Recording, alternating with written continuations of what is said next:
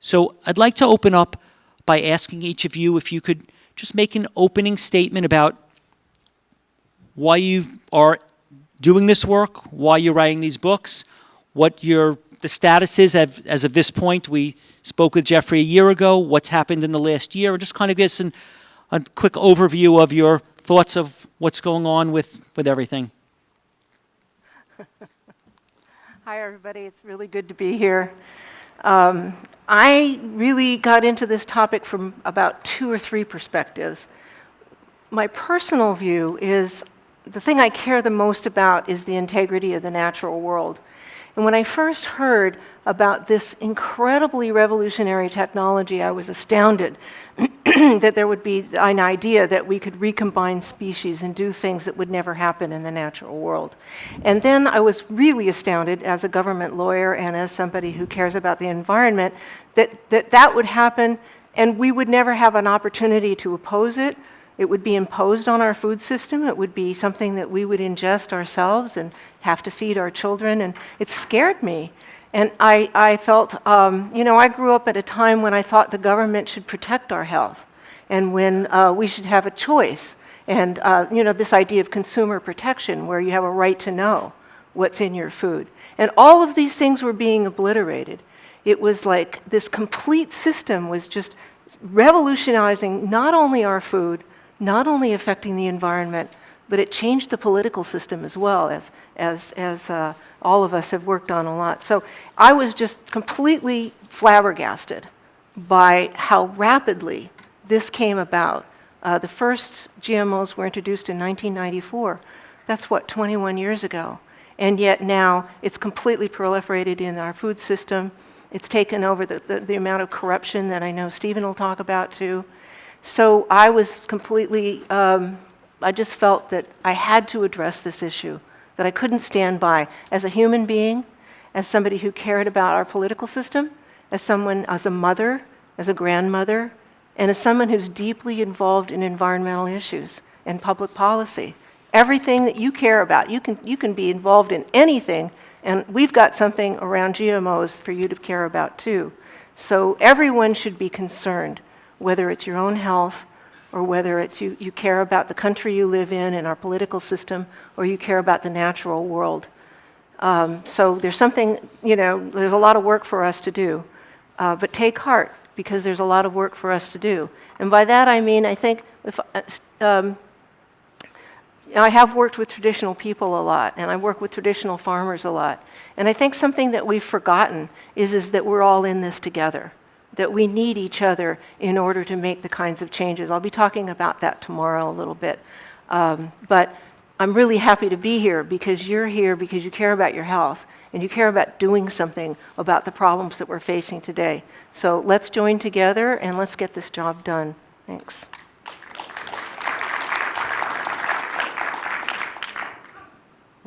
As the introduction to my book explains, I became an activist quite reluctantly.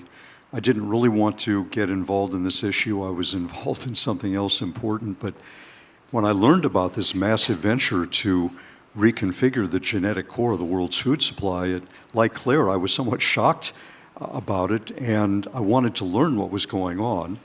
And the more I learned, the more I became concerned, and especially a concern by the great gap that was quite apparent without doing much research at all, the great gap between the promotional claims, not only coming from the biotechnology industry, but more troubling, coming out of the mouths of many eminent scientists and out of the official releases of eminent scientific institutions that just were mischaracterizing what was going on, were mischaracterizing natural processes as well. And I was especially concerned because, like Claire, I grew up with the naive view that our government is actually supposed to represent we the people, and that the Food and Drug Administration is actually supposed to protect the safety of our foods and the drugs, and actually protect the integrity of the food supply. That its role is not to protect the integrity, I'm sorry, there isn't much, not to protect the interests of big multinational corporations that want to own increasing shares of our food supply and manipulate them whichever way they want without adequate testing. And unfortunately, the more I learned, it became clear the FDA was basically geared to protect the interests of biotechnology, to protect the image of genetically engineered foods, and not at all to protect the public. And they would go so far as even breaking one of the main consumer protection laws of the United States, the Food, Drug, and Cosmetic Act.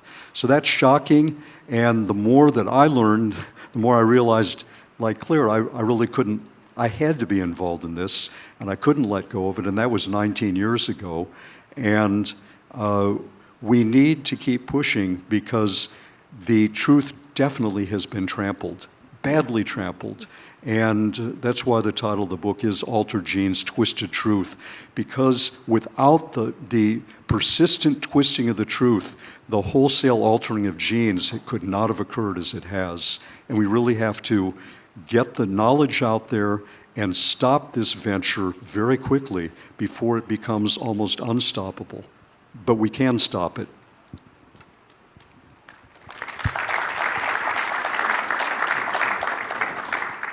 I want to talk about late-breaking events, things that happened in the last 7 days. The Senate passed fast track for Obama to allow him to just do an up-down vote for the TTIP and the TPP, the transatlantic and the Trans-Pacific. I forget the name. Partnership. Thank you. That's right. That's right. Trans-Pacific Partnership, and where that fits in with GMOs is interesting. It allows for something called investor-state dispute settlements. It's not really as much a trade law as a trade treaty. It's more like, how do we disrupt local sovereignty in favor of corporations? So a corporation can sue the US government for allowing certain laws on the books that interfere with the company's profits. So they've already used trade law to make it illegal for a tuna fish can to say dolphin free, because it was causing those who were using the more dolphin destructive methods to lose money. And so without the ability to say dolphin free, more dolphins have been killed. The trade disputes have caused the United States to now withdraw, or about to, country of origin labeling. Now, it's possible for someone from another country to challenge the United States and say, you're allowing companies to put non-GMO on the label, voluntarily labeling it non-GMO. That's costing me money because I use GMOs and people aren't going for my products. So that is a threat. That is a threat based on this trade treaty going forward, that we could even potentially eliminate voluntary non-GMO labels, which turns out to be one of the most important facts, one of the most important tools in the United States right now for driving GMOs off the market, as revealed by what happened today when Similac infant formula said it now has a non-GMO version. I mean, that is huge. Parents have been struggling with this for years because kids are fed infant formula with high fructose corn syrup, milk solids from cows that have been injected with bovine growth hormone, sometimes with soy that's been sprayed with Roundup, and that's what they get instead of breast milk. And so what's going to happen is it's going to drive the sales of the non-GMO up, and all of the other producers are going to have to produce a non-GMO version or completely switch to non-GMO, and that's how we are actually winning. Now, what also happened this week is in 428 cities in 38 countries, there was a march on Monsanto, which you probably, and, all right, let's hear it for marching on Monsanto. And this is in contrast with the coverage. The coverage was pathetic or non-existent. The march was very real and very powerful. again, both sides of the argument. You have, on the one hand, the trade that may threaten non-GMO labels, and you have a powerful non-GMO label. You have a worldwide movement that's ignored by the mainstream media that's manipulated. So there's this two worlds fighting each other. And I'll say the last thing is that in my experience, traveling to 42 countries on this issue, I have noticed that there really is a superimposition of two worlds. As John Perkins called it, the corporatocracy, and as others called it, Earth's immune system, rising up to protect life itself. And the alternate version, the alternate energy, the alternate agriculture, the alternate health, which is often very much represented here, is actually far more powerful than we recognize, because the alternate, the life-supporting, does not control the media. The media is a mirror. And so we don't see how powerful we are because we don't read about it every day and see it on television. But from my experience traveling around the world, it's actually more powerful. It's actually taken control of, taking over. And that's what's causing a scramble and lots of money being spent on disinformation. I see it most clearly, of course, with the GMO issue. We are winning in the United States. We are winning here in the marketplace. And we will win soon. And you won't hear that in the mainstream media. You'll hear what you'll probably know, when Chipotle went non-GMO, they were attacked. Why were they attacked? Because it is such a powerful move, because there's a line around the block now at Chipotle's, and no one wants to admit it because the rest of the food industry has to change now. And so the biotech industry is pouring money in to say, it was wrong, it was bad, Cheerios should never have been non-GMO. Like, they're going crazy because this is the death cry of GMOs. So I want to just give that perspective. There's a lot going on in politics that we may never be able to influence. But on so many areas, especially GMOs, we have the upper hand.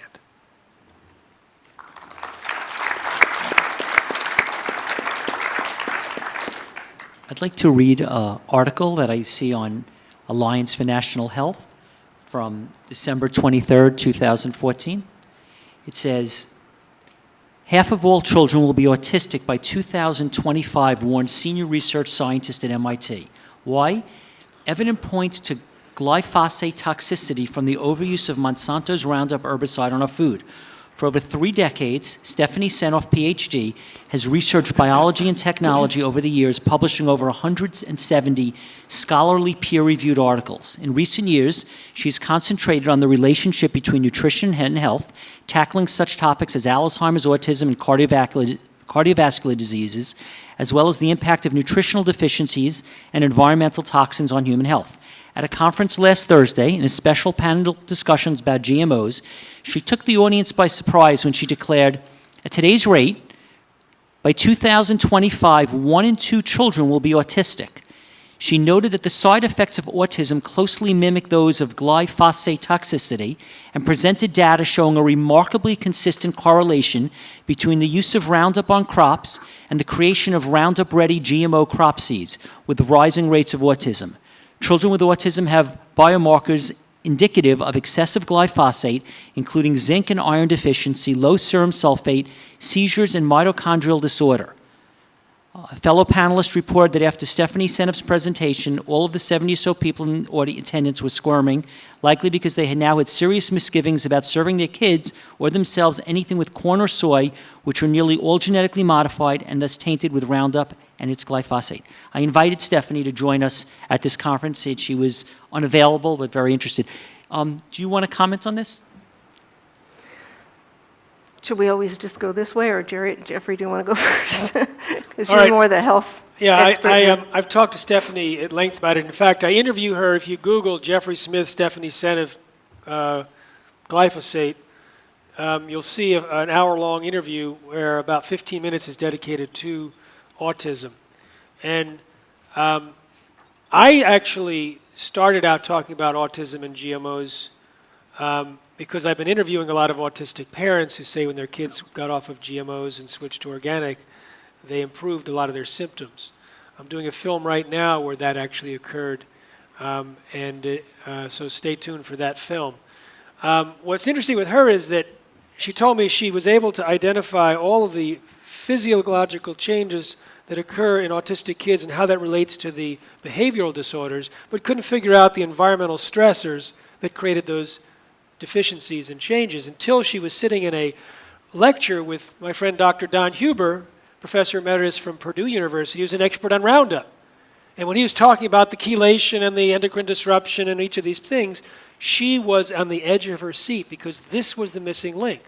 Now, when I talked to Don Huber, he was talking about the changes that occurred in animals related to GMO consumption, sometimes the antisocial behavior, the violent behavior, the changes in the gut bacteria, and also all the glyphosate changes. And he was speaking about it in Germany, and a physician came up to him and said, I've been spending my entire career focused on autism. And you just explained the symptoms that I'm seeing in the kids. Furthermore, you're telling me why my treatments don't work anymore. Because now they're eating GMOs, and now they're changing their gut bacteria, and the treatments that I used before GMOs worked, and now they're not. So there's a lot of evidence linking autism to GMOs in general, glyphosate in particular. I can't say that there's a smoking gun, but I can say that when so many parents have taken their kids onto organics and gotten better, and I've interviewed pediatricians who've done the same thing, then we don't need a smoking gun, we just need to act and try that.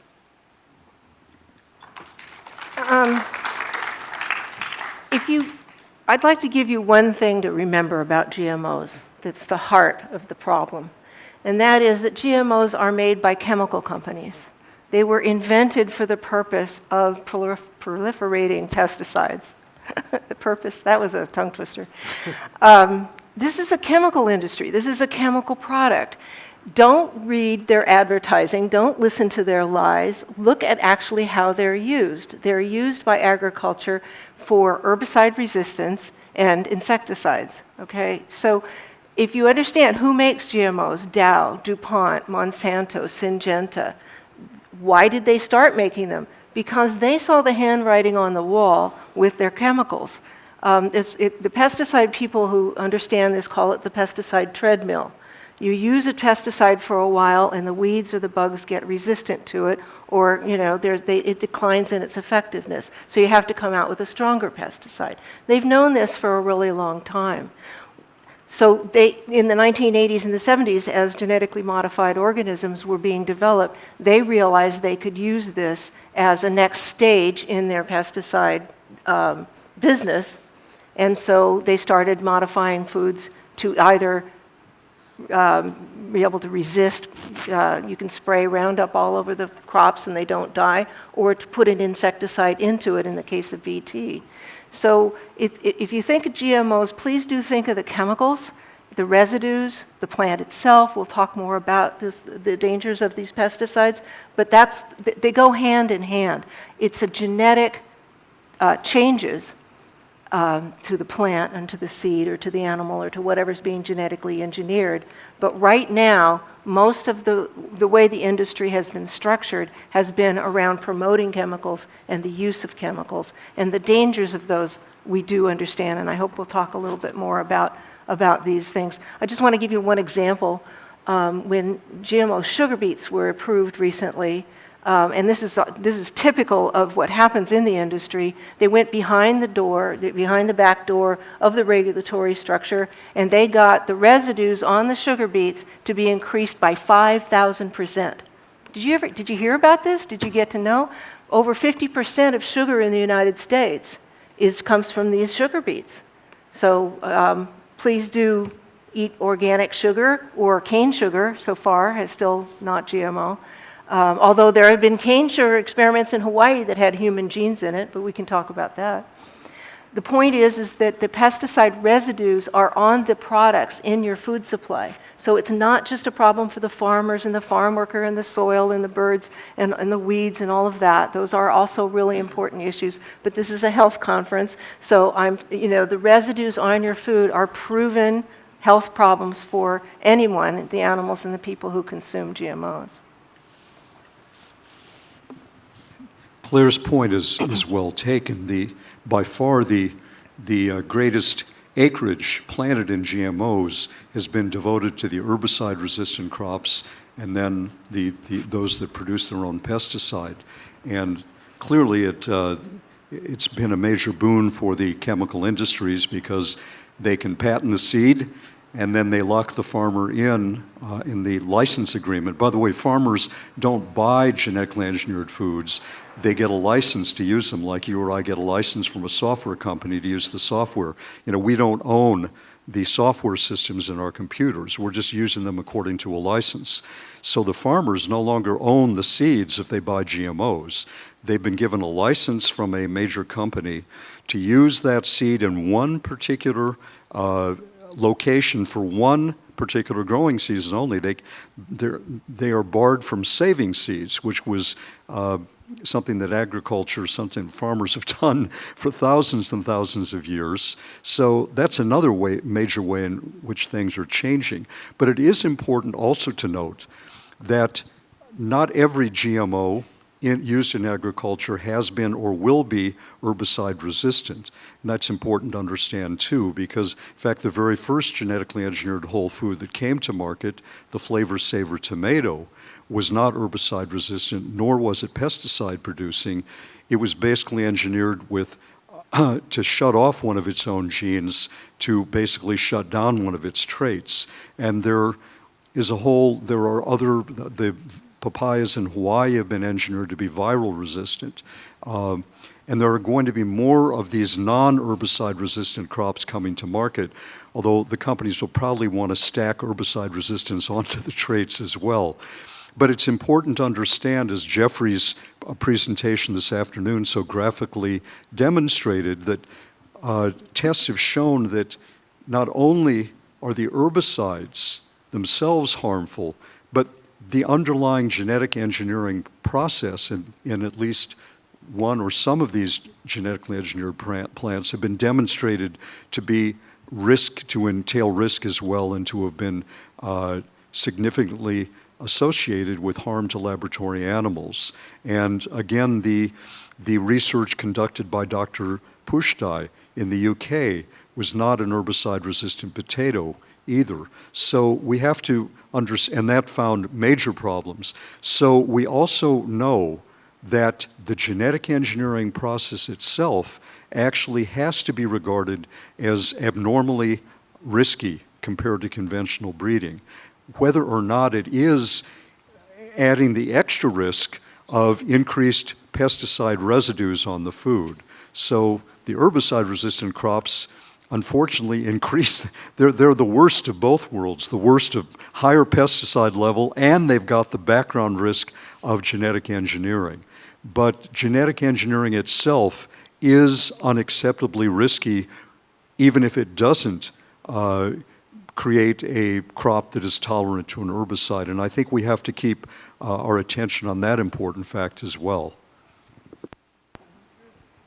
Why don't we just you guys wrote books on this, but what if we said, we'll try them out for like 10 years, we'll see how it is, and then if there's a problem, we'll pull them off the market. Why don't we just kind of just see how they do for a while, and then if we don't like them, then like 10 years we could stop.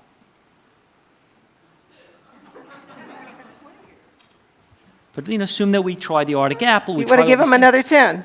Another 10. What if we give it another 10 years, see how they do, and then we just pull them off the market? Can't we always just take them off the market if it turns out that the studies aren't good? Well, of course, in the United States, that approach is clearly illegal.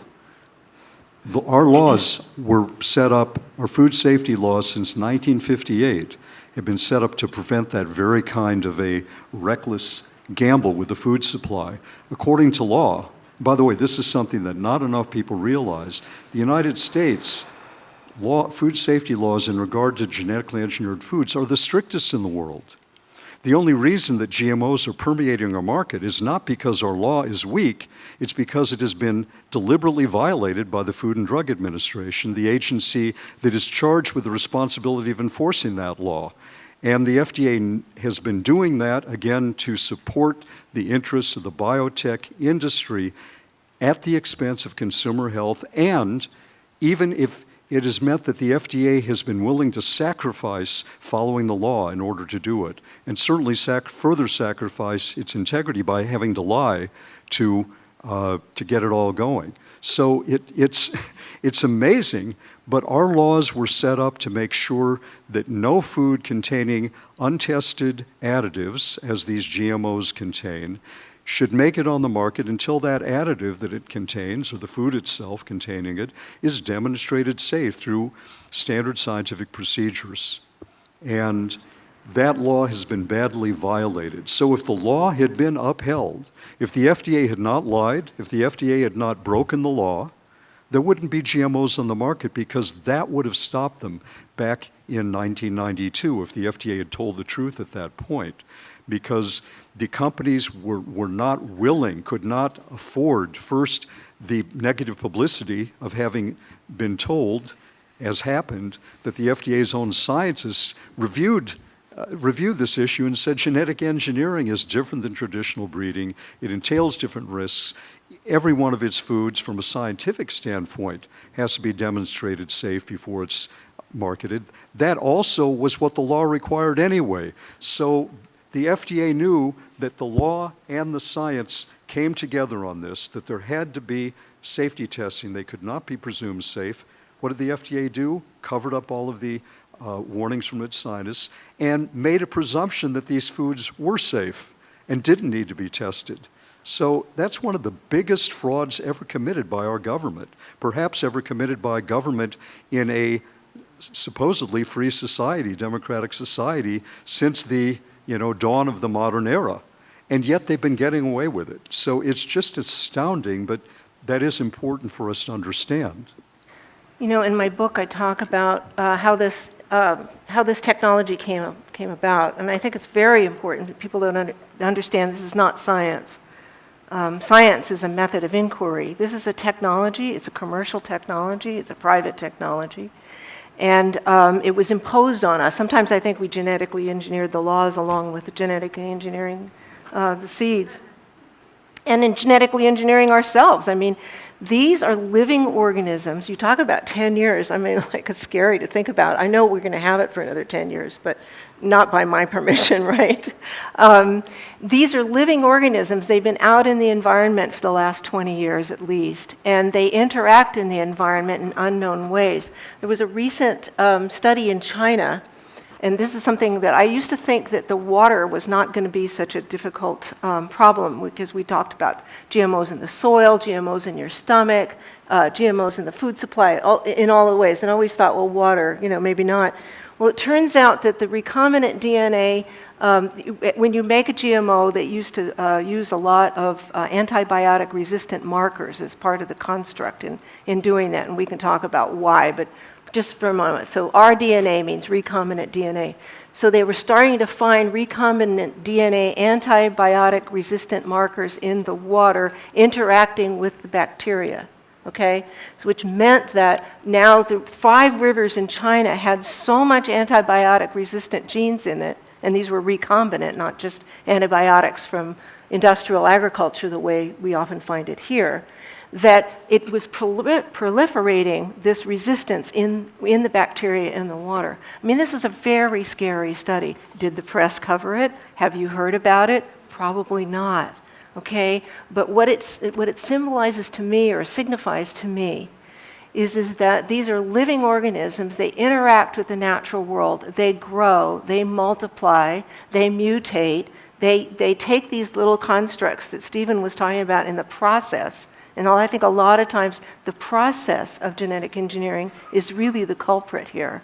They want, we talk about the products themselves and how they're used, but it really deserves attention to talk about how they're made and what's inside them, like these antibiotic-resistant markers, and how they get out into the world and interact into the world. So you could stop right now, no more GMOs, and you're still going to have GMOs in the environment. You're still going to have them out interacting in the world. And that's a real problem. That's a health problem as well as an environmental problem. So.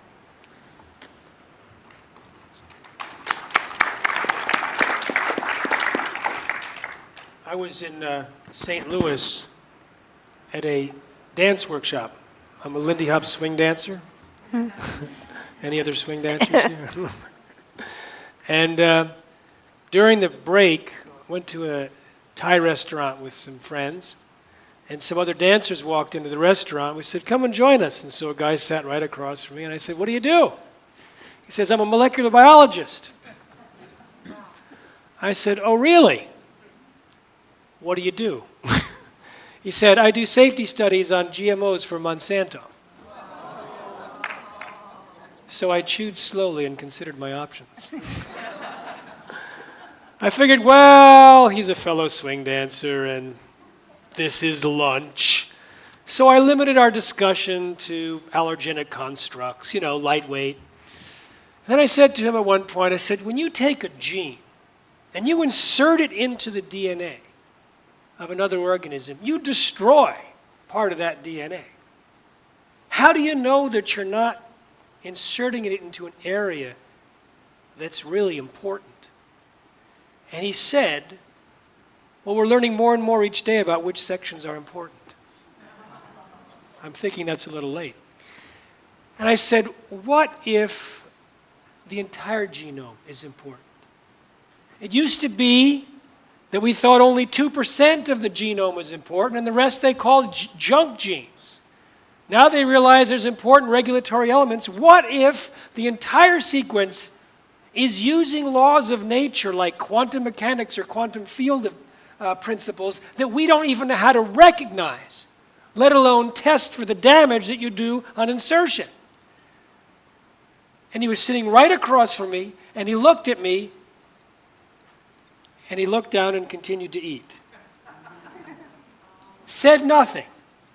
His friend that he had come with said, that was deep. 2 minutes of silence passed. And he lifted his head up and said, but we need genetic engineering. I said, what? We need genetic engineering. I said, why? He said, because in the year 2040 there's going to be, and he started quoting the population figures and figuring out he was going to save the world. He had no idea that GMOs don't increase yield, no idea that organics and agroecology can double yields, no idea of that. And he was willing to create destruction in the most compactified level of nature's intelligence in a self-propagating manner, blasting genes into it with a gene gun, releasing it into the environment without having any idea of its impact. So no, I wouldn't want him to do it for 10 years or 10 minutes or 10 seconds because we are babes in the woods. A professor told me it used to take one class to teach what a gene was. Now it takes a whole semester because everything is revealing itself to be far more complex than they ever knew. So we have no right to permanently make changes in the gene pool with the level of understanding that we have today.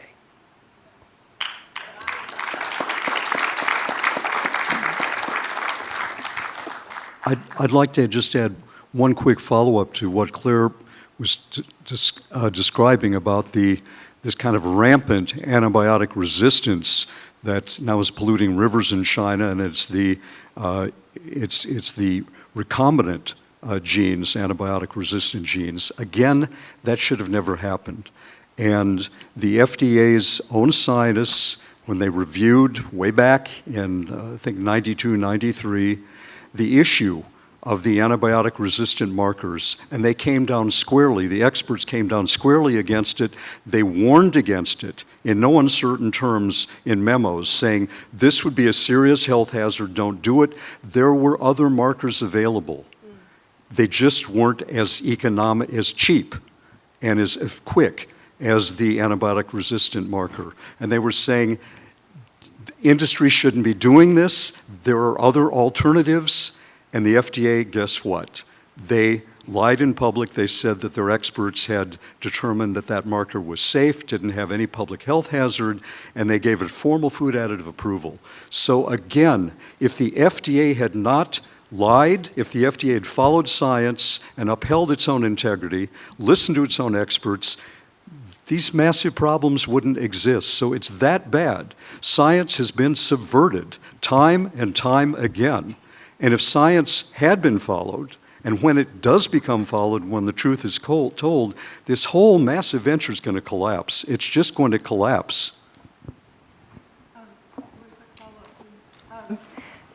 This is following up on what they're both saying, because do you know the reason why they use antibiotic-resistant markers when they make GMOs? Does anybody know that? Right, you were just telling us. The reason is it's a very sloppy system. They just take a gene gun, or they use a bacteria to infect the organism with this gene. They have no idea where on the DNA or in the genome it goes. They don't have a clue. Okay, the only precision in GMO is picking the genes and constructing the construct that it's called a cassette that they put in the plant. Okay, that's somewhat precise, but once they let loose on the target plant, they have no idea. So they do thousands and thousands and thousands of these things because they don't think it's going to work. They don't know if it's going to work. And then, so the antibiotic-resistant marker is made so that they can put a bacteria, an antibiotic, on the plant, like streptocin or tetracycline or something like that. And if it resists it, then they go, oh, that gene worked. And then they grow that out and they say, if it looks like corn and talks like corn and walks like corn, it must be corn. Because they have to make this product look and act and appear to be just like the product that you would ordinarily buy. But the antibiotic-resistant marker is just used because they really don't know what they're doing when they're making these products. So that's also a clue, in addition to the huge public health system. The huge public health problems that are coming up with antibiotic resistance. It's another telltale of this industry that's willing to impose something that's so sloppily done and not science. It's not based on science. It's actually a very crude technology. There are a lot of moms who go shopping for their family and refuse to buy soda because they don't believe it's healthy for the family. Why should a mom avoid genetically modified foods if she's concerned about health for her family? I know I'm the only mom on the panel, but Jeffrey, do you want to go first? Okay. Genetically engineered foods are linked to a large number of diseases, and I'll just give in one, maybe minute and a half, the summary of what I said earlier today, and that is the animal feeding studies show that the animals that are fed GMOs suffer from gastrointestinal disorders, immune system problems, reproductive disorders, organ damage, accelerated aging, mood and behavior issues, etc. When individuals stop eating GMOs, they get better from those type of things. Same thing with livestock, same thing with pets. When you look at these type of disorders, they're on the rise in the US population in parallel with the introduction of GMOs. And if you look at the two main toxins in GMOs, glyphosate and Bt toxin, and you just look at the physiological changes that can occur from those two toxins, it would predict these same type of diseases. And if you ignore that, and as Steve said, if you just look at the process of genetic engineering, that can do the same thing. So based on the experience of people in livestock, in pets, in lab animals, and in the epidemiological research, there's no justification for allowing kids especially to eat GMOs because they're most at risk. Mom? All right, I have 3 children, but I also have 5 grandchildren, and we're a very close family, and we do watch what we eat, and we garden and farm organically, and I came to this issue because I was interested in organics, it's mostly, and because of the pesticide load that now is being increased dramatically by GMOs. So I think, again, I'm going to go back to pesticides as my main concern. I really like the way Jeffrey talks about the correlations and is careful to say we don't have strong cause and effect science right now, but there's a reason for that, right? Are you going to talk about that, the reason for that? Because they've genetically engineered the scientists as well. You know, in other words, the corruption in science is so bad, they don't have good science on our side. I mean, we do have good science showing the importance of how organic works, and I'll talk a little bit about that. What I meant about it is the corruption of science. When scientists do study the health impacts, you mentioned Pushtai, Ignacio Chapela is a friend of mine, that happened to him, Tyrone Hayes, we'll talk a little bit about that when I talk tomorrow. Basically, they're attacked, and they have to redo their studies on almost every single case where a scientist has come up and proven a health hazard with GMOs. It's always been confirmed by subsequent studies. But that aside, I think that for me, this issue of the pesticides was the reason for changing my diet long before GMOs came in. I mean, look at it this way. How much more proof do we need that the standard American diet is not healthy, right? We already know that, so we need to take these steps. To me, GMOs really is just another really important reason because we don't know. We don't know because of the kind of work that Stephen has done, where the FDA has been silenced and science has been silenced. So we don't know, and that's good enough reason for me. If I don't think something could be safe for my children or my grandchildren, I'm not going to feed it to them just because and also not eat it myself. It's just a basic self-protective mechanism.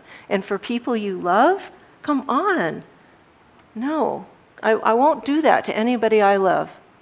And I encourage everybody to be really careful.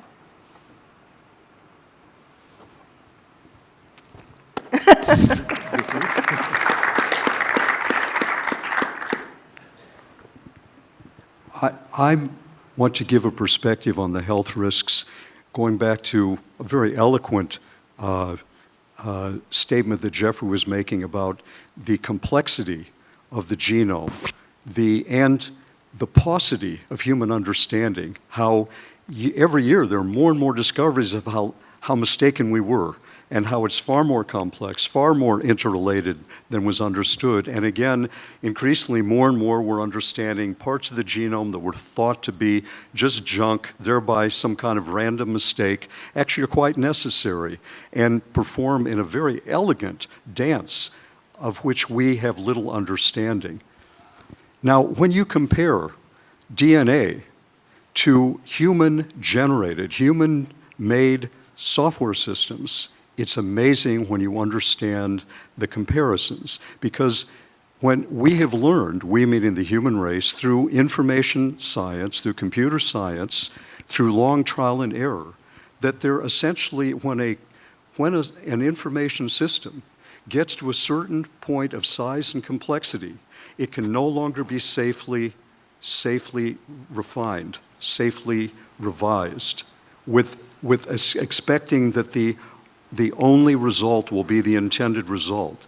So software engineers have learned that even if the man or woman who designed the system and knows everything about it, or thinks he or she does, everything that he or she can humanly know about it, even if that software engineer tries to refine the system, improve it by making an extremely precise, minor change, there could be a disruption or disruptions elsewhere in the system that could not be predicted. The system has become nonlinear. Its interactions have grown beyond the ability of even the people who designed it to predict. So what has happened? In the case of life-critical software, where if that system fails, human life will fail as well. There could be extensive death and injury. There has to be extensive safety testing. The presumption is something has been disrupted. You cannot figure out by doing any theoretical reasoning or superficial testing. There has to be extensive testing of that system. Otherwise, the government means, in the case of the FAA, in the case of airplane guidance systems, or the FDA, its medical device division, in the case of X-ray machines or pacemakers, that's an unsafe product if it hasn't gone through extensive testing. What happens for the FDA, the Center for Food Safety and Applied Nutrition, the hugest, biggest, least understood information systems on the planet that are far more complex than any man-made information system, radical changes being made. They say, we presume it's safe, you don't have to test it at all. Is that insanity? I think that is insanity.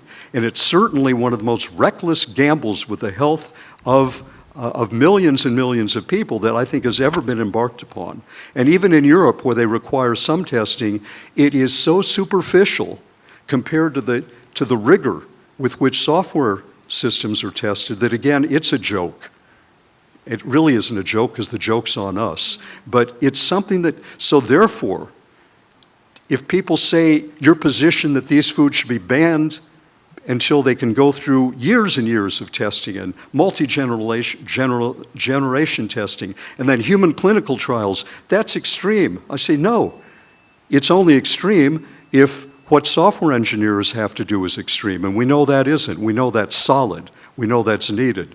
So again, the position of saying that these foods are unsafe, they shouldn't be eaten at all, it's right in line with not only biological science, but it is very much in line with what we know from computer science, and that's very important to understand.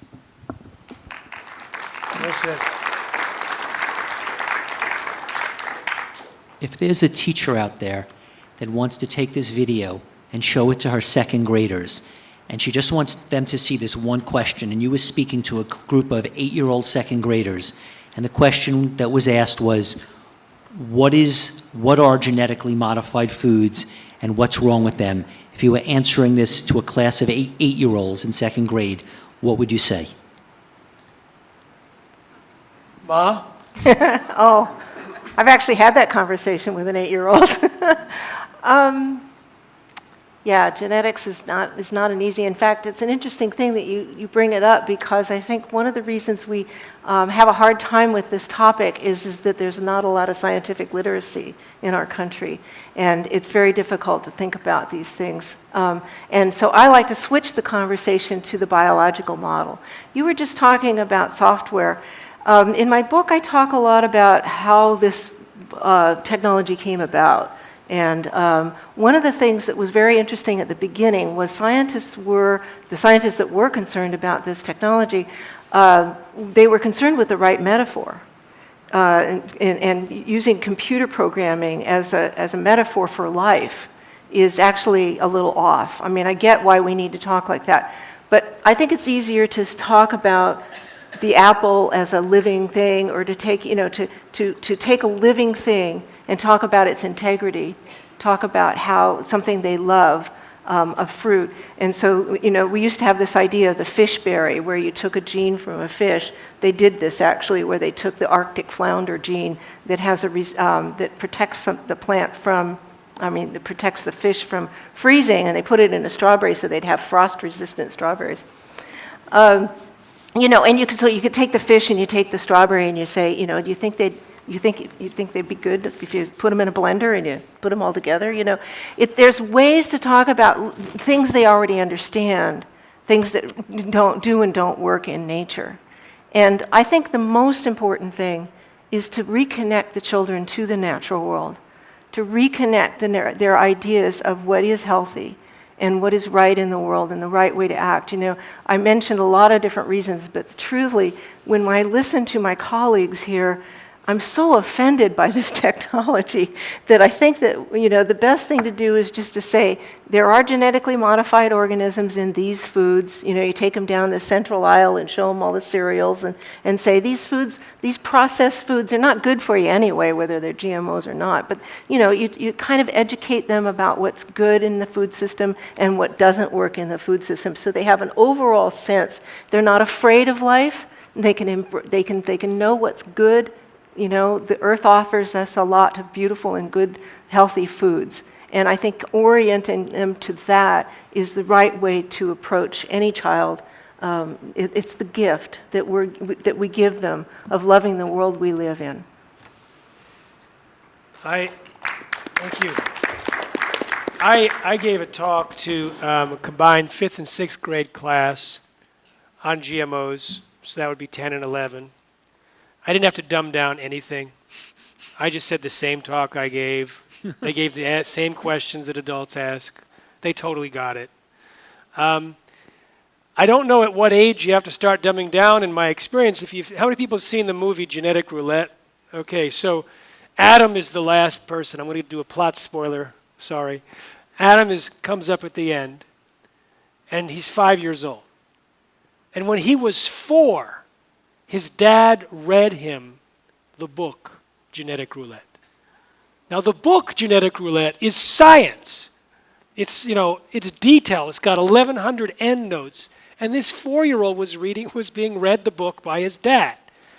And he went to his preschool and said, I'm not going to eat the GMOs. And the teacher said, why not? He says, because it's bad for you. So the teacher got together a meeting with all the teachers and all the parents and showed them the stuff that Adam brought into school to present him, and the school decided to ban GMOs. So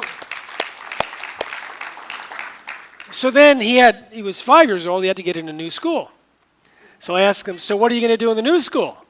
He says, I'm going to have to get rid of that one too. So I would just tell them the truth. And if they ask questions, follow it, and follow it, and follow it. And when they get it, they'll be really clear.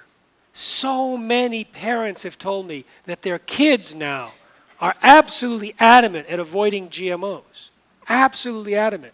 And will ask the question, does it contain GMOs, etc.? And to me, I would say that is an excellent way to introduce it to a family, is through the children. I've also had the experience of speaking to young students, maybe not that young, but again, I didn't find I had to dumb it down. I think the important thing is, why is it that proponents of genetically engineered foods are treating us like children and telling us fairy tales that aren't true about how precise and predictable and natural genetic engineering is, when it is not at all? It's like these, the good fairy stories and Santa Claus and things in the name of science. That's what I think has to actually be exposed. They're dumbing it down in a way that's actually very, very distorted. And it's really a scandal what is coming out of the mouths of scientists, and is such a distortion of the truth. And again, my book analyzes several books by esteemed scientists and statements that they've made, statements made by eminent scientific institutions, and showing that they're actually dispensing disinformation in the name of science. That's really and they're not being called on it even by science reporters who should know better. They parrot the same disinformation. So something has to be done. And I think that Claire was making the point again, the corruption of science. It's time for science to grow up again and start acting like adults instead of like adolescents that are bullying people on the schoolyard and dispensing frauds as if they were scientific fact. Yeah, I just want to add, please go to your children and grandchildren's schools and check the science curriculum, because the industry is in there promoting a distortion of the natural world. And even in some schools, they're given GMO seeds to plant in the school gardens. So be very careful with the children. They're our precious heritage, aren't they? And they're being fed some misinformation, to put it mildly. Smoking is a very dangerous habit, but sometimes people do it for a while, and it's very bad. But after a year or 2 or 3, if they quit, damage is done, but hopefully they can get back on track. Jeffrey, when you spoke, it kind of was disturbing that you were saying that they can make holes in something. I mean, are we saying that even if you just do it for a few months, you can cause permanent, irreparable damage? Like, is this something that you can't even do a little? Like you can't even do it for a few months, or else you could do permanent damage?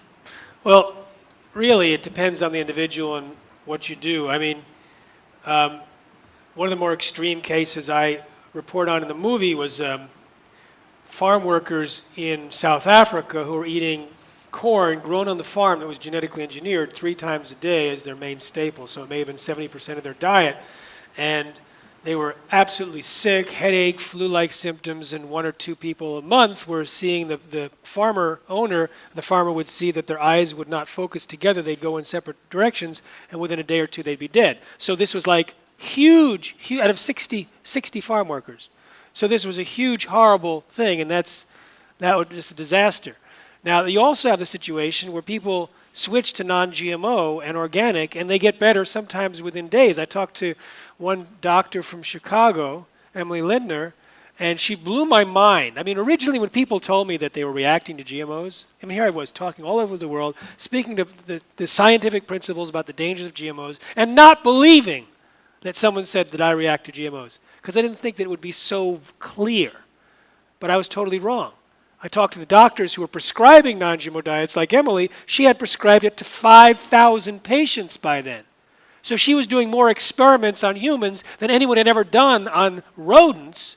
And she said, everyone gets better. I sort of like skeptical. Okay, what percentage? She says, everyone, 100%. Okay, 98%. I said, really? She goes, yeah. I said, let me visit your patients. So I went to her clinic and started talking to her patients and other clinics, and people were getting better. And so Emily was able to say, yeah, if it's a mental issue, it can get better right away. If it's an immune system thing like allergies or asthma, 3 to 7 days. Gastrointestinal usually takes about a couple of months, sometimes up to 2 years. And she had it down because she was prescribing it like that. So it sort of depends on what's off and what the person's genetic weakness is. And if you look at the animals, there were mice that were fed genetically modified soy for 8 months. They had damage to the cells and organs of the testicles, pancreas, and liver. And then some of them were switched to non-GM soy for the next month, and in every case, in each of those organs, they started to repair, started to revert, which is good news. So no one has done the research to say what's permanent, what's not. I can just say from the reports, from the doctors and from the individuals, it's very good news. People are switching over and getting better. I also interview pediatricians, and they say a lot of kids that have started to get very complex, very hard, intractable disorders since GMOs were introduced. They blame it on GMOs, but they can work it out with a lot of different strategies, and primarily getting rid of the food and switching to organic. Same with pets. I've talked to veterinarians who say some pet owners were absolutely resistant to changing the food, and so they did everything else. They did acupuncture, they did supplements, and all this stuff. Intractable diarrhea, finally they switched to non-GMO, diarrhea goes away immediately. So it's sort of like, I'm just telling you a lot of information to draw your own conclusions because no one has done the information to be precise. What types of misinformation is being spread by pro-GMO groups to make people feel that we do need more GMOs and that they are safe, necessary, and important? You go first. Oh, could you repeat the question for Stephen? What type of misinformation is being spread by pro-GMO groups to make the public feel that we do need more GMOs and that they're safe, necessary, and important? Well, the favorite claims to convince us that we do need them are that, again, these stories about, hey, look, the population of the world is growing quickly, and also climate is changing. There's going to be more drought. There's going to be flooding. There's going to be problems. So we need genetic engineering to increase yields and to create drought-resistant and flood-resistant crops and crops that can thrive where there's higher salt levels in the land. And none of these things can be done through conventional breeding, and therefore we need genetic engineering. By the way, one thing that's very important to note is benefits are completely irrelevant when it comes to food safety according to U.S. law. So that's actually an invalid argument according to the law. These foods have to be proven safe, and it's actually illegal to try to offset risks by proposed benefits, by hypothetical benefits. But when we do look at the claims about the benefits, they turn out to be false anyway. We know that. Conventional breeding has been very successful at developing drought-tolerant crops and salt-resistant crops and flood-resistant crops. We know that. So we don't need genetic engineering for that. Also, as Jeffrey mentioned a little while ago, and as study after study has been conducted in the developing world, especially in sub-Saharan Africa, where so much of the focus is, that has demonstrated that industrial agriculture, even when it's supplanted by genetically engineered foods, cannot produce the benefits, has not produced the benefits that small-scale farms employing agroecological techniques, that means essentially organic techniques that preserve the soil, that preserve the health of the farm workers, that are in line with natural principles, they can outperform anything that industrial agriculture has in its arsenal, including GMOs, and at times it can double. So the experts, it's clear. The UN Special Rapporteur on the Right to Food has released several reports summarizing these studies and noting that they have outperformed what any genetically engineered crop can do. And in fact, research has shown, published research in peer-reviewed journals, that the most widely planted genetically engineered crop in the world, the Monsanto Roundup-resistant soybean, this was research done in, I believe, published in 2000 or 2001, conducted at the University of Nebraska, that there was actually a yield drag in that soybean. The soybean was reducing yields, and they were able to show that a substantial part of that reduction was directly related to the genetic engineering itself. So again, if we look at what the science actually tells us, what the facts tell us, then again we see that those claims just do not stand up. They again are disinformation. It's truly astounding to me that human beings, I mean, Jeffrey was talking about, your swing dancer friend, and people are generally pretty good people, and they care about their jobs and their families, and it's always astounding to me that that genetic engineering people kind of go on stage, so to speak, or go into the public and repeat the lies that they repeat because they're blatantly untrue and they're easily provable that they're untrue. It's just astounding. There's plenty of science out there that says that they're not more productive, or as Stephen mentioned, that even the nutritional profile, the Roundup Ready soybean, one of the good things about soy is that it has phytoestrogens in it, and Roundup Ready soybean has less. So you can look at any aspect of this. Is it more nutritious? Is it more productive? Do they use less pesticides? That's one of my favorites. I mean, how is that possible when there's a 15 to 20% increase in the use of pesticides? In several little studies for a very short period of time, there was less insecticide use on some Bt crops. So they can find a few, cherry picking a few studies to make a point. But if you step back and you look over the whole array of proof and evidence, you can see that it's not going to feed the world, it's not going to cure the sick, it's not going to do these things that they claim they're going to do. Well, as a journalist, I just want to say what really is a problem here is the echo chamber of the media, that I don't know what your source of information is, but I can tell you that reporters don't report anymore. They basically just read the press release and say whatever that said. There's very little independent review, and this is particularly important in anything involving health and science because there's very little literacy on that. So they have no way of judging whether or not this is true or not true. So you're hearing a lot of confusing and you're hearing a lot of mistaken misinformation. Tomorrow I'm going to be talking a little bit about the kinds of evidence we do have about, let me just mention one.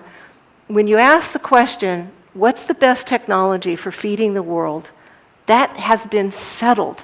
400 scientists in 60 countries. They've done an enormous worldwide study over a period of years, peer-reviewed, gold standard science. And you know what? It's not biotechnology. So we know the answers to these questions. We have the science that shows the better productivity and health of organics and things like that. So there's a medium out there, and it's called the media, between the liars and what you get. And it's also time, I always like to throw in the remedy, It's time for you to call up your newspapers and television stations and hold them responsible. When they give you misinformation, call them on it. Otherwise, they're not going to change this, because guess who controls the media?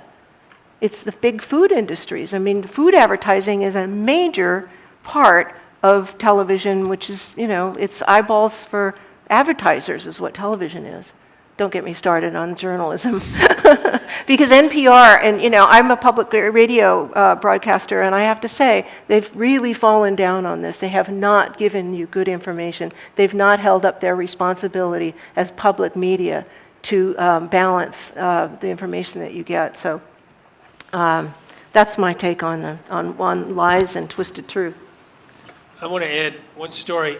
Former Monsanto recruit. He was recruited by Monsanto to be a seller of their seeds, Kirk Azevedo.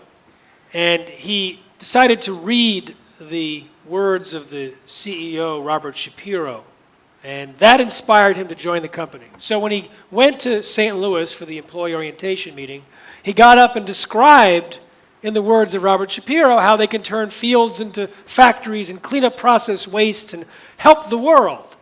And at the end of the meeting, a vice president pulled him over and said, wait a minute. What Robert Shapiro says is one thing.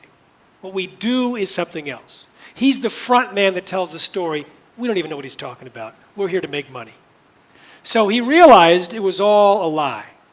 And then later, he found out from a PhD working at Monsanto that the process of creating the genetically engineered cotton that he was supposed to sell created new uncharacterized proteins from the process of genetic engineering. They found them there. They never investigated what they were. They just started actually field trialing them and giving the results of that field trial to dairy cows living down the street from Kirk. And at the time, he was reading about prions and mad cow and said, wait a minute, what you feed the animals could affect the health of the animals, could affect the health of people who eat animals or drink the milk, and no one paid attention. So he started to try and blow the whistle. He tried to be a whistleblower. He first of all raised it in the company. He was ostracized. He told the commissioners of agriculture in California, their eyes glazed over. He told professors in universities of California, they wouldn't listen. So he left the company, became a chiropractor, took our speaker training program and learning how to speak on GMOs, and is now telling the truth about GMOs. So this is an example of an inside story of what really happens, that it's just the front man telling the story, and we don't even know what he's talking about. Are there other similar techniques to genetically modifying that are not technically genetically modified, so that if they ban genetically modified foods, they could say, well, okay, we have something that's not genetically modified, but in effect it's a very similar technology that we should be concerned about also? Yes. I love this question, Steve. Thank you, because there's a lot. I mean, if you want to have a technological fix for our problems, there's no end to the disasters that are potentially available to us. Because, human beings, we have a limited imagination, and if we think that we are in control of nature, we've got something, we have to come to terms with that.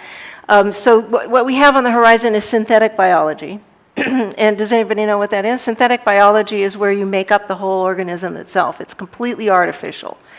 In genetic engineering, they basically, and I was listening to some of this other thing when Stephen was talking about drought resistant and some of the other characteristics they use in genetic engineering. They actually are just stealing these genes from the nature. Nature already has figured out, nature's very ingenious, it's figured out drought resistant, it even has herbicide resistance. So the genetic engineers just steal those genes from nature, engineer them and patent them, and own them and then sell them to you as drought resistant plants. So that's the fraud. Synthetic biology takes DNA and rearranges it and comes up with a whole new artificial organism. Are you familiar with synthetic biology? Do you realize there are products on the market? They have a synthetic vanilla, sorry? Sorry? Transhumanism, okay. That's another, but there are synthetic biological products on the market right now. And just as Stephen has very well described in his book and in his talks, there's no regulatory system that is monitoring safety testing, labeling, helping you become aware of them. They're in the food system. And the other one that I want to mention is nanotechnology. The USDA has just spent something like $4 million promoting nanotechnology in the use of our food system. These are nano, micro particles. There's nanotechnology in sunscreens, but now it's showing up in your food, and they can go through your organs and through the food system. So there are so many other technologies that are out there that are being promoted as alternative ways to manipulate the food system and manipulate the environment. But the problem is not the technology, it's the lack of a regulatory system, the lack of safety testing, the lack of science that's allowing these into the market. So those are just two of some of our biggest problems. There's some people that promote something called cisgenic instead of transgenic, where you take a gene from a species and then insert it into that species. So instead of taking a pig gene into a tomato, you take a tomato gene and put it in the tomato. So you may have more than one or whatnot. And they claim that, oh, it's not genetic engineering and people will not reject it. Well, it is genetic engineering and we should reject it because only one tiny risk is eliminated and the rest is still there. In fact, again, it's messing around with the DNA itself.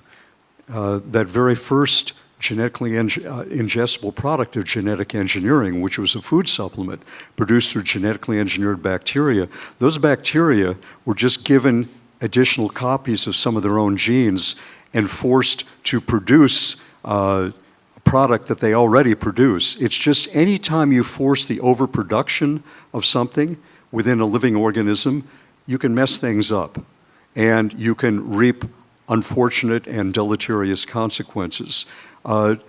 Anytime you actually make some kind of change that doesn't occur through nature, you can, to the DNA, it's such a sensitive system, you can create disruptions. So, as Jeffrey said, it doesn't really matter what the source of the gene is or what the expression product is, there can be disruptions. And there are also some new techniques for presumably precisely editing DNA in ways that are not as hit and miss as what's been going on. By the way, when they start saying, well, now we've got it more precise, I like to say, oh, well, now you're admitting that everything up to now has been sloppy. Are you prepared to take it off the market? And we'll wait for these new ones and then safety test them? You know, of course not. They want to have it both ways. But again, it's the potential for off-target effects, OTEs, is there. We know that. The experience has shown so far with these that there are off-target effects. And again, so it's whatever they want to call it.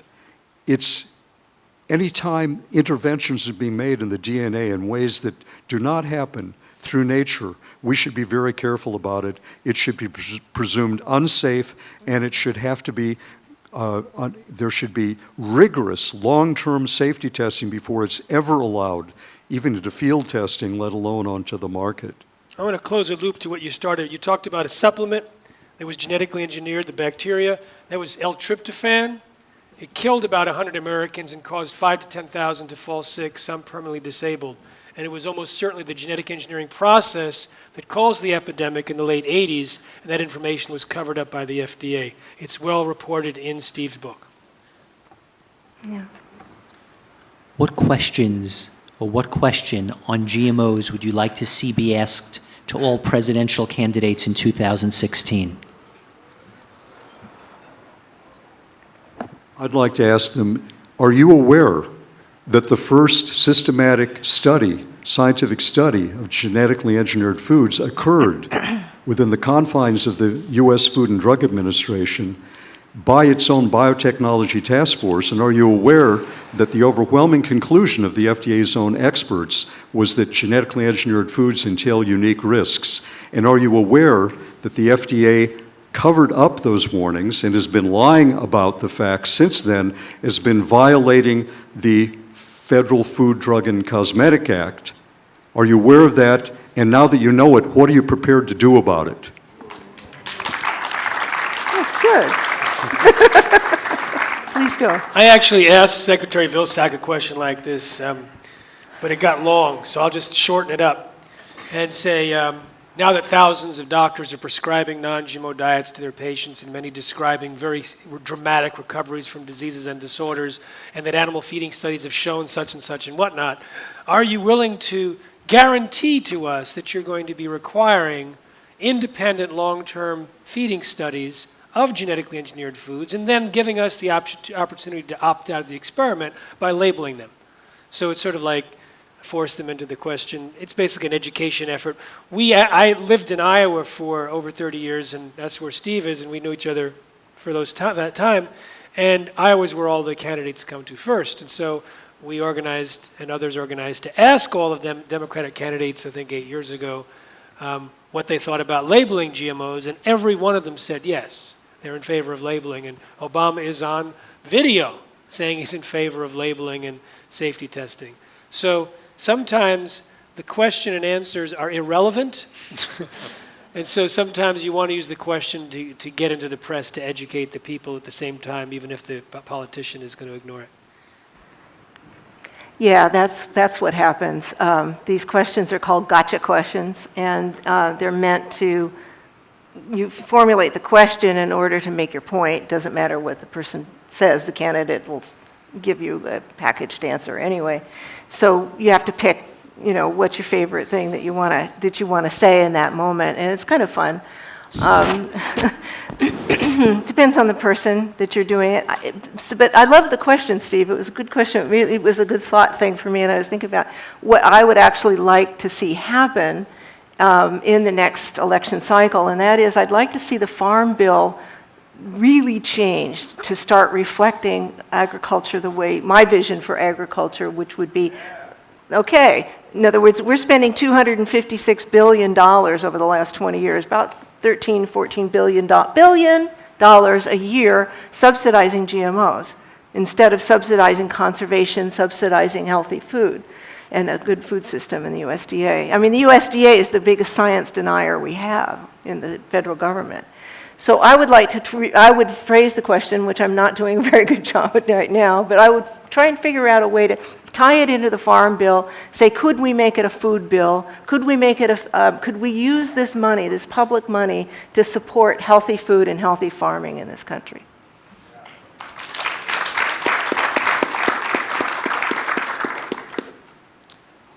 What would be the most powerful thing that the people watching this live, online, on live stream and on video could do to make a difference on supporting you and the growing of GMO and the supporting you and the helping you with this anti-GMO movement? I'll go first. We're trying to raise $5 million a year for 5 years because we have a 5-year master plan to eliminate GMOs. 3 years for food, 5 years to animal feed, most countries, and we're very confident we can do it. We know what to say, who to say it to, how to say it. We've probably convinced more people in the world to avoid GMOs than any other organization. We're now on the eve or the horizon of a tipping point of consumer rejection in the United States. We tipped the natural products industry. We tipped bovine growth hormone. Europe tipped itself in 1999. And we have a very specific plan. So we would like to invite people to make a donation at responsibletechnology.org and to sign up for our newsletter at the responsibletechnology.org site. And we also have speaker training, and we have a tipping point network for people to do community action. We have a Facebook page and Twitter and all that, so you're welcome to participate in social media, spreading things out. We have a new film coming out, and so getting that in the hands of people, sharing Genetic Roulette, which has been tested as the most effective conversion tool, short-term conversion tool. Reading the long book from Steve or Claire would probably be as effective at least, but short-term conversion tool to non-GMO eating. So we have a lot of materials out there to precipitate a tipping point, and we're looking for primarily resources to accomplish it and finish our job and put ourselves out of a job.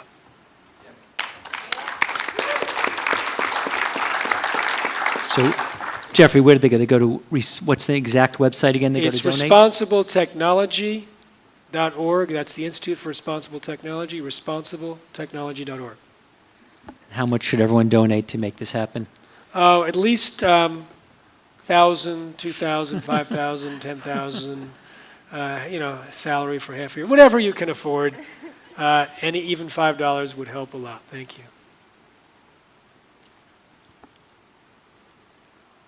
Although Jeffrey's plan, I know, is very well thought out and could be very effective, I also think that we won't have to wait 5 years, given certain circumstances. It could be easy to get to get genetically engineered foods stopped before that. So if anybody, in fact, the single best thing is if anybody who is hearing this has actually connections to be able to get the book to Michelle or Barack Obama or Warren Buffett or Bill or Melinda Gates or Bill Clinton, and if they read it, I think that could be over very quickly because it would open their eyes and they have influence. And which book is that, Steve? Altered Genes, Twisted Truth. What was that again? Altered Genes, Twisted Truth. Amazing book. And that would be one way. Another thing is, I haven't mentioned it, I don't think, that I just this last week issued a formal challenge to Monsanto, which you can read on the website of the Alliance for Biointegrity, www.biointegrity.org, or the website of the book, alteredgenestwistedtruth.com, to try to refute my book, to try to present a list of every assertion of fact in the book that they can decisively prove is erroneous, just as I decisively proved that some of the statements, some of the claims in a Monsanto brochure were clearly false. And I said, look, there are two different versions of reality presented in my book and in what your brochures put out and the rest of the biotech promoters put out. Both sets of facts can't be right. They both can't describe the same world. It's time for us to discern, for the public to be able to discern what is real and what is fiction. So if you can't refute my book, we'll know. So, of course, they will try to dodge that. But if you know people in the media that can hold their feet to the fire and make it impossible for them to ignore the challenge, that would be very powerful too. Or if we could raise enough money to run an ad in the New York Times about the challenge and, again, saying that they have to respond, that could be, so that would take less money than the $5 million that Jeffrey needs. So, again, whatever you want to donate to or put your attention on, just go for it, But the main thing is do something, get active. In your own life, vote with your dollars when you're at the market. Stop buying food containing GMOs and start complaining to the store managers or at restaurants, I don't want to eat GMOs. I think you should take a more active stand in your store or your restaurant. So that could have a big effect as well.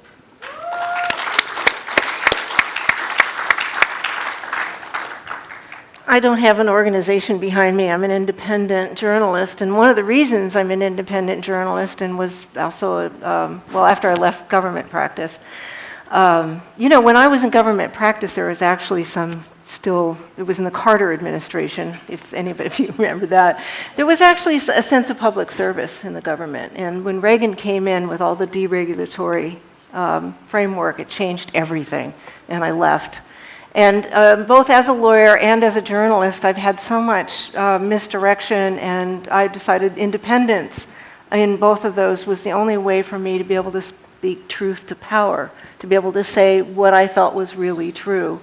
So I don't have an organization. I do what I do because I feel very strongly about the world we live in, the integrity, as I said, of the natural world, our own personal integrity, the integrity of our society. Are we going to be truthful people? Are we going to stand up for what's right?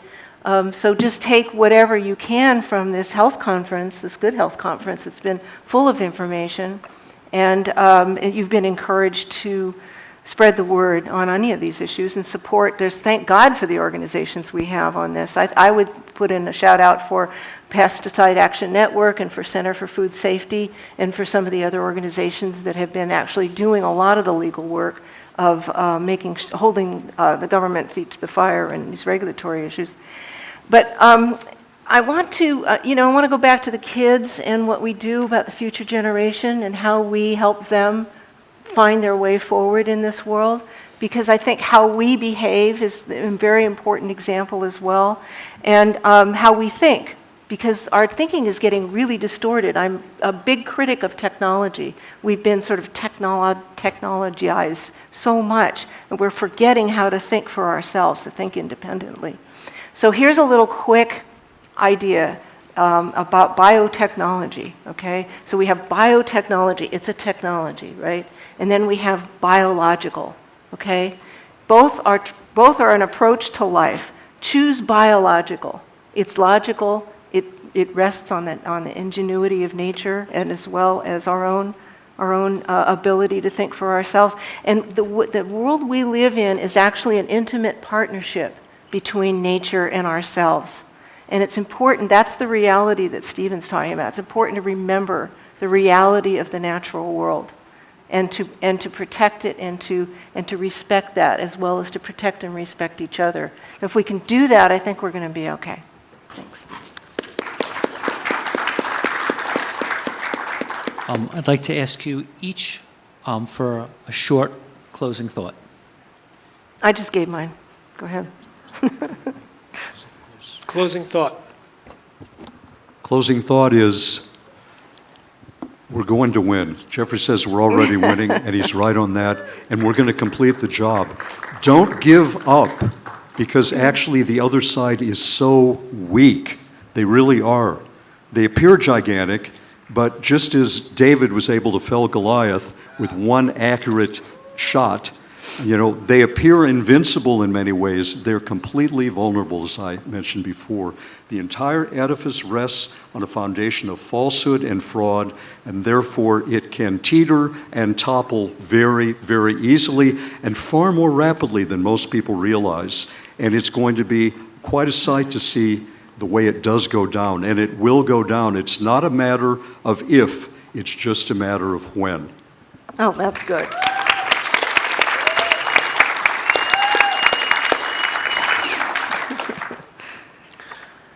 Some years ago, I went to an Indian restaurant, India Cafe in Fairfield, and said to the owner, I don't eat GMOs, and a bunch of us don't eat GMOs. Can you take out GMOs from your restaurant? He said, come back into the kitchen and tell me what I need to do. So I saw the oil, and I saw one other thing, and he was almost completely non-GMO, and I told him what to do, and he made the changes, and I wrote it up in the local weekly paper. He put it on his door, and the foot traffic increased immediately, and within 2 days, 5 other restaurants downtown announced that they were now using non-GMO oils, and were going to be eliminating GMOs or giving non-GMO choices. And I never once mentioned to the proprietor anything about why I didn't eat GMOs. It didn't matter. When you think about spreading the word and convincing others, you don't have to think about talking points that we say. You have people that love you, that care about you, that respect you. If you say, I went to a lecture on GMOs and that's it for me, I'm done. And I encourage you to do the same. That may be all that's needed, especially these days, with so much information about GMOs in the environment, in the press. 40% of Americans say they're avoiding or reducing GMOs. Not all of them actually do, but maybe a Facebook note or a mention by you could actually get them to do what they say, or get them to say and eventually do. But it's really not difficult. So I want to, in a magic wand wave, eliminate any objection to participating in this outreach. No, you don't need to know the science. No, you don't need to know the details. No, you don't need to know. You just need to share how you feel. And if you want to know more details, we've got them. There's books, etc.